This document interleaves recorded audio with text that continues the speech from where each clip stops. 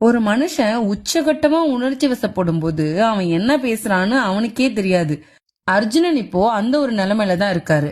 கிருஷ்ணா, என் ராஜ்யத்துக்காக என் குடும்பத்தை நான் அழிக்க மாட்டேன்னு சொன்ன அர்ஜுனன் இப்போ ஒரு படி மேல போய், இந்த உலகம் மட்டும் இல்ல கிருஷ்ணா, எனக்கு இந்த 3 உலகத்தையே ஆட்சி பண்ற அதிகாரம் கிடைச்சாலும் நான் என் சொந்தங்களை அழிக்க மாட்டேன் அப்படின்னு ஒரு பெரிய ஸ்டேட்மெண்ட் விடுறாரு.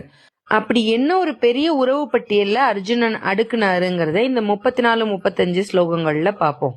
ஆச்சார்யா பிதர புத்ரா ததைவ ச பிதாமஹா மாதுலா ஸ்வசூரா பௌத்ரா சாலா சம்பந்தினஸ்ததா ஏதான்ன ஹந்துமிஷ்சாமி க்னதோபி மதுசூதன அபித்ரைலோக்ய ராஜ்யஸ்ய ஹேதா கிம் நு மஹிக்ருதே.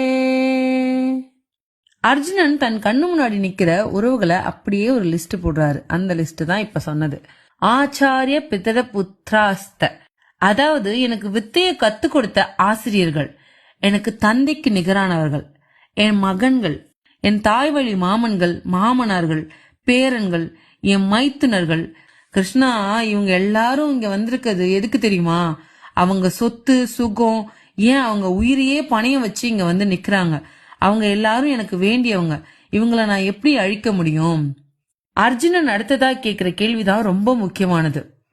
மதுசூதனா, இவங்க என்ன அடிச்சாலும் இல்ல என்ன கொன்னாலுமே பரவாயில்ல, ஆனா பதில் தாக்குதல் நடத்தி இவங்களை நான் அழிக்க விரும்பல. அபித்ரைலோக்கிய ராஜ்யஸ்ய, இந்த 3 உலகத்தையும் ஆள்ற பதவி கிடைச்சா கூட இவங்களை கொன்னுட்டு அந்த பதவி எனக்கு தேவையில்லை. அப்படி இருக்கிறப்போ இந்த சாதாரண பூமியோட அதிகாரம் எனக்கு எதுக்கு கிருஷ்ணா? இங்க அர்ஜுனர் கிருஷ்ணரை மதுசூதனான்னு கூப்பிடுறாரு. மதுங்கிற அரக்கனை கொன்ன நீங்க, அப்படி தீமையை மட்டும் அழிக்க தெரிஞ்ச நீங்க இவ்வளவு பெரிய தர்ம சங்கடத்துல என்ன தள்ளலாமா அப்படின்னு அர்ஜுனர் கேக்குறாரு. இங்க அர்ஜுனனோட வாதம் ரொம்ப நியாயமா தெரியலாம். தன் சொந்தக்காரங்களை கொல்ல மாட்டேன்னு சொல்றது எவ்வளவு பெரிய தயால குணம் அப்படின்னு நம்ம நினைக்கலாம். ஆனா அங்கதான் ஒரு சூட்சமும் இருக்கு. அர்ஜுனன் எதிர நிக்கிறவங்க வெறும் சொந்தக்காரவங்க மட்டும் இல்ல, அவங்க அநீதிக்கு துணையா நிக்கிறவங்க. ஒரு போர் வீரனா அர்ஜுனனோட கடமை என்னன்னா அநீதியை அழிச்சு நீதியை நிலைநாட்டுறதுதான். ஆனா அர்ஜுனன் இப்போ அந்த நீதியை விட தன் சுற்றம் உறவுகள் தான் பெருசுன்னு நினைக்கிறாரு. இதுதான் மோகம், அப்படி இல்லைன்னா மாயைன்னு சொல்லுவாங்க.